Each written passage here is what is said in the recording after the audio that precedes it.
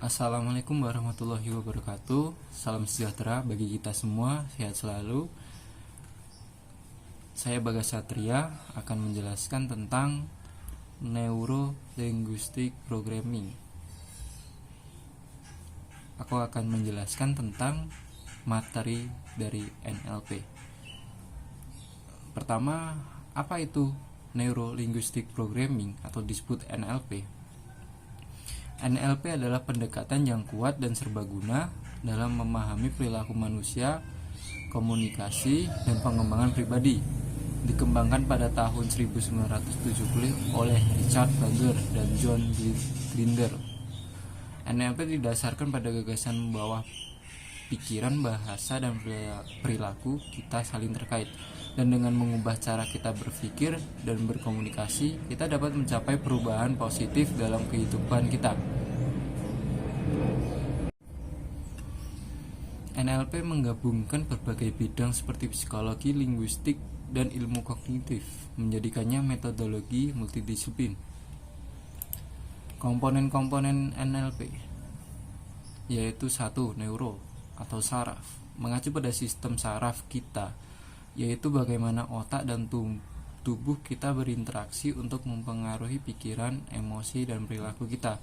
NLP berpendapat bahwa pengalaman hidup kita tercermin dalam sistem saraf kita, dan pemahaman tentang cara kerja sistem saraf kita dapat membantu kita memahami diri sendiri dan orang lain dengan lebih baik. 2. Linguistik, merujuk pada peran bahasa dan komunikasi dalam membentuk pengalaman kita. NLP memperhatikan bagaimana kata-kata, bahasa tubuh, dan intonasi suara kita mempengaruhi cara kita merasakan dan memproses informasi. Dengan memahami bahasa yang digunakan, NLP dapat membantu memecahkan masalah komunikasi dan meningkatkan efektivitas komunikasi. 3. Pemrograman, mengacu pada pola pikir, dan perilaku kita yang telah dipelajari dan terbentuk seiring waktu. NLP berfokus pada bagaimana kita mengkode pengalaman dan bagaimana mengubah atau memprogram kembali pola pikir dan perilaku yang tidak diinginkan untuk mencapai tujuan yang lebih baik.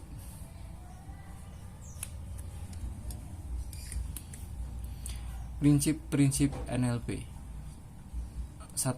Peta bukanlah wilayah. Prinsip ini menekankan bahwa setiap individu memiliki persepsi unik tentang realitas dan peta mental. Mereka mungkin tidak selalu mewakili realitas objektif dengan akurat.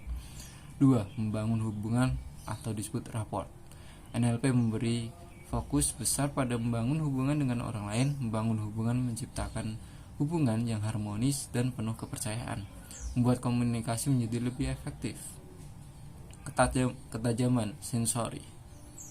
NLP mendorong individu untuk mengembangkan kesadaran sensori yang lebih tinggi untuk mengamati dan menginterpretasikan isyarat nonverbal seperti ekspresi wajah, bahasa tubuh, dan nada suara.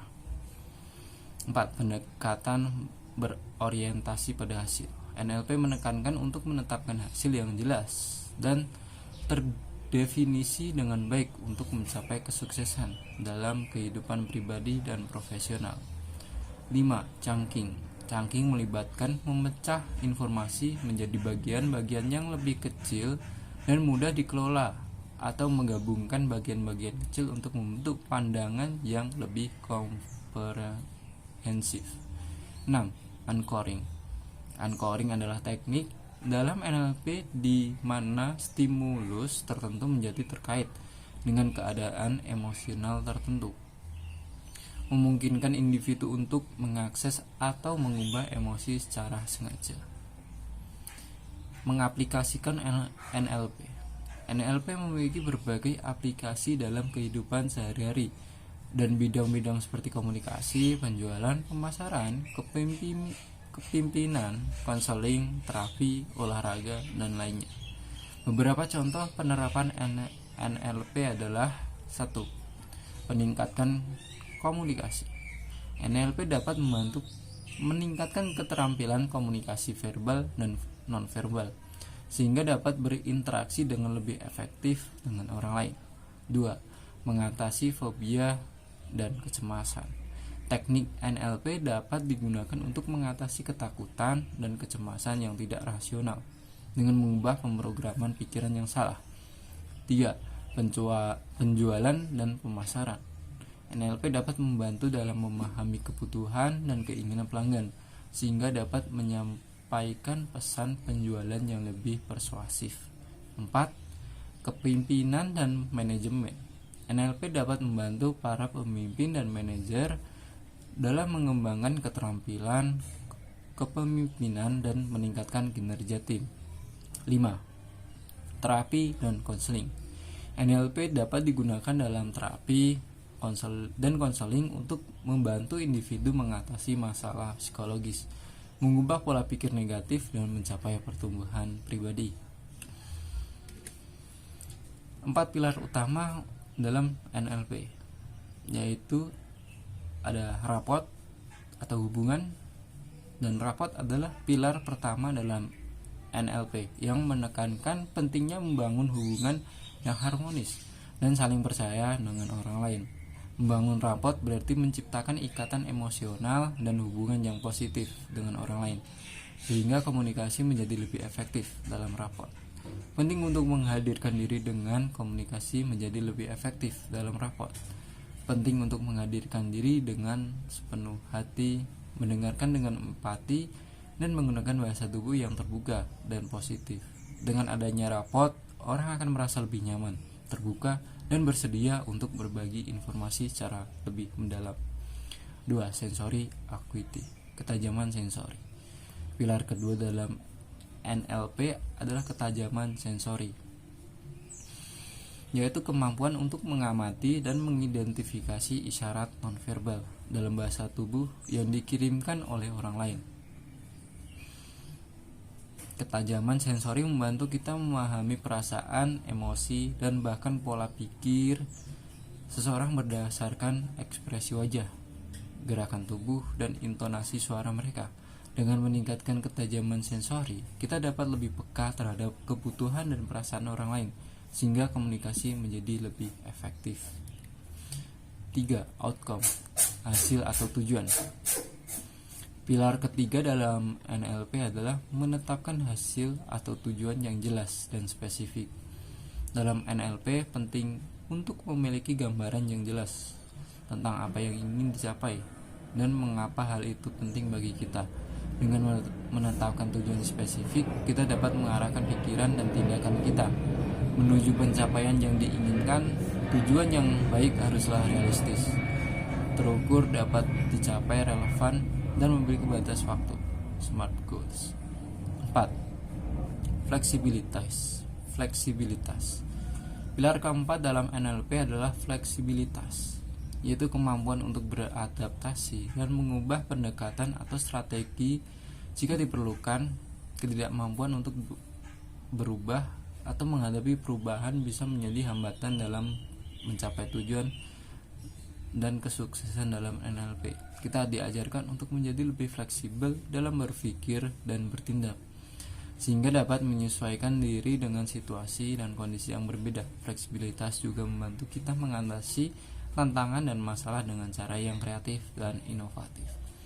Keempat, pilar ini merupakan fondasi dalam NLP dan dapat membantu individu mencapai perubahan positif dalam berbagai aspek kehidupan, termasuk dalam komunikasi, hubungan, pemahaman diri, dan mencapai tujuan-tujuan yang diinginkan.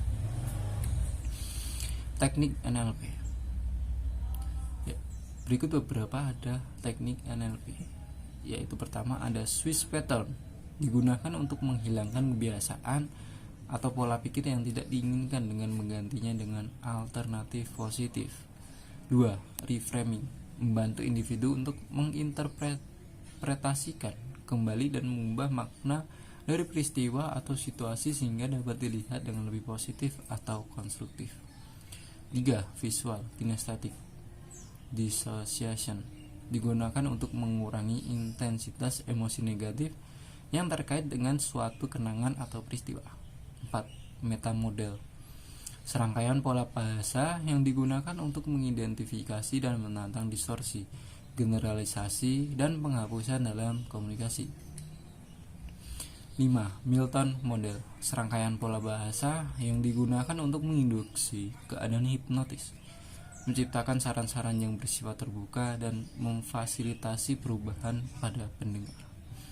6-step reframing, teknik yang digunakan dalam terapi bagian untuk menyelesaikan konflik internal dan mendapatkan wawasan tentang kepercayaan atau keinginan yang saling bertentangan. Manfaat neurolinguistik programming sangat beragam dan dapat dirasakan dalam berbagai aspek kehidupan. Beberapa manfaat utama dari NLP yaitu antara lain: 1. Peningkatan keterampilan komunikasi. 2. Peningkatan percaya diri. 3. Mengatasi masalah psikologis. 4. Meningkatkan kinerja dan produktivitas. 5. Peningkatan keterampilan kepemimpinan dan manajemen. 6. Perubahan perilaku yang positif. 7. Meningkatkan kualitas hubungan. 8. Mengoptimalkan pengembangan pribadi. 9. Mengatasi konflik dan masalah interpersonal.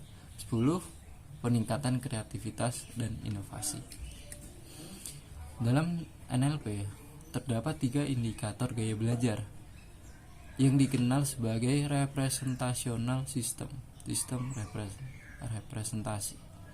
Representational system mengacu pada cara individu mengolah informasi, menyimpan pengalaman, dan berkomunikasi dengan dunia sekitarnya. Berikut adalah 3 indikator gaya belajar dalam NLP. 1. Visual gaya belajar. Individu dengan gaya belajar visual cenderung mengolah informasi melalui gambaran mental dan citra visual. Mereka lebih suka menggunakan kata-kata yang berhubungan dengan penglihatan seperti melihat, gambar, atau nampak.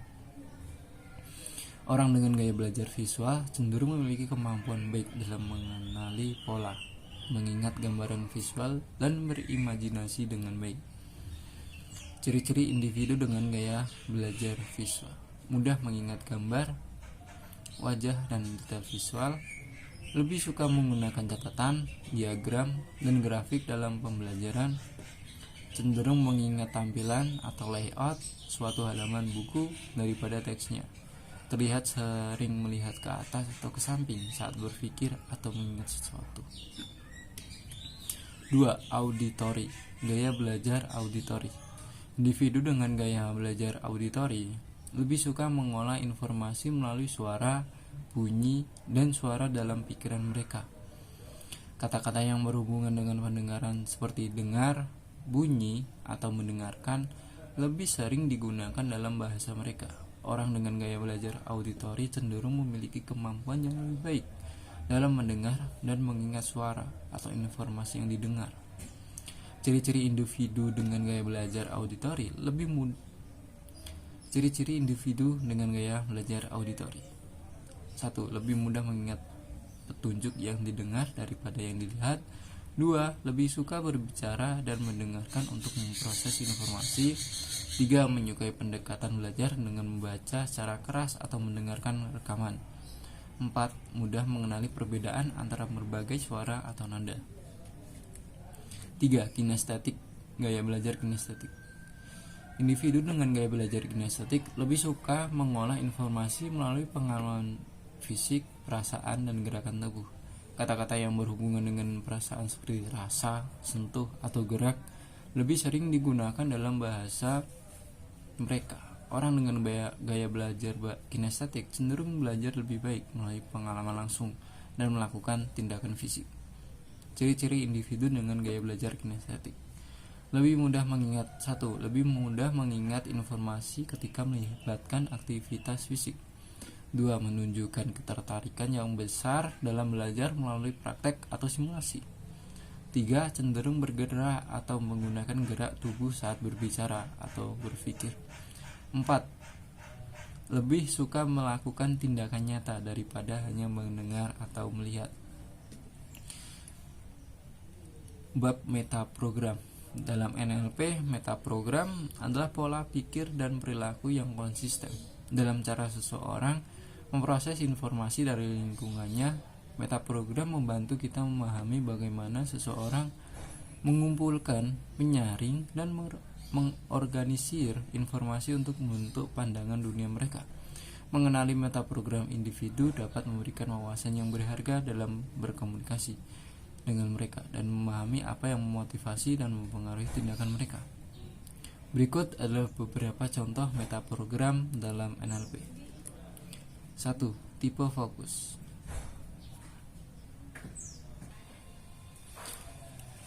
1. Tipe fokus type. Internal. Individu dengan tipe fokus internal cenderung memproses informasi lebih terfokus pada diri mereka sendiri dan perasaan internal. Mereka cenderung introspektif dan peka terhadap perasaan, pemikiran, dan motivasi pribadi. 2. Eksternal. Individu dengan tipe fokus eksternal lebih memperhatikan lingkungan dan orang di sekitarnya. Mereka lebih terbuka terhadap pengaruh luar dan informasi dari lingkungan sekitar. 2. Tipe filter. 1. Inklusif. Individu dengan tipe filter inklusif akan memperhitungkan banyak faktor dan melihat berbagai sudut pandang sebelum membuat keputusan. Mereka cenderung lebih fleksibel dan terbuka terhadap banyak ide dan opsi. 2. Eksklusif. Individu dengan tipe filter eksklusif lebih cenderung menggunakan pendekatan ya atau tidak dan lebih fokus pada satu hal saja. Mereka lebih tegas dalam membentuk keputusan. 3. Tipe pemantau Chang-Sai. 1. Global. Individu dengan tipe pemantau global cenderung melihat gambaran besar dan memiliki pandangan yang luas dalam memahami suatu situasi. Mereka mampu menghubungkan konsep-konsep secara keseluruhan. 2. Detail. Individu dengan tipe pemantau detail lebih cenderung memperhatikan detail dan memahami hal-hal secara spesifik. Mereka lebih fokus pada elemen-elemen kecil. 4. Tipe keputusan decision type. Options. Individu dengan tipe keputusan opsi lebih suka memiliki banyak pilihan sebelum membuat keputusan. Mereka cenderung mempertimbangkan alternatif sebelum memutuskan. 2. Prosedur. Individu dengan tipe keputusan prosedural lebih suka mengikuti langkah-langkah atau prosedur yang sudah ditentukan untuk membuat keputusan. Mereka cenderung lebih sistematis. 5. Tipe motivasi. 1. Toward. Individu dengan tipe motivasi toward lebih berfokus pada mencapai tujuan dan hal-hal positif yang ingin mereka capai. Mereka cenderung bergerak maju untuk mencapai hal-hal yang diinginkan. Away from. Individu dengan tipe motivasi away from lebih berfokus pada menghindari masalah dan konsekuensi negatif. Mereka cenderung bergerak menjauhi hal-hal yang tidak diinginkan. Penting untuk diingat bahwa metaprogram bukanlah label baku yang melekat pada seseorang. Orang dapat menampilkan berbagai macam metaprogram dalam situasi yang berbeda dan bahkan mengubahnya seiring waktu. Mengenali metaprogram dapat membantu kita berkomunikasi dengan lebih efektif, meningkatkan pemahaman diri dan orang lain, dan menciptakan hubungan yang lebih baik dengan orang lain. Kesimpulannya, NLP adalah alat yang serbaguna dan kuat untuk pertumbuhan pribadi, peningkatan komunikasi, dan pemahaman perilaku manusia.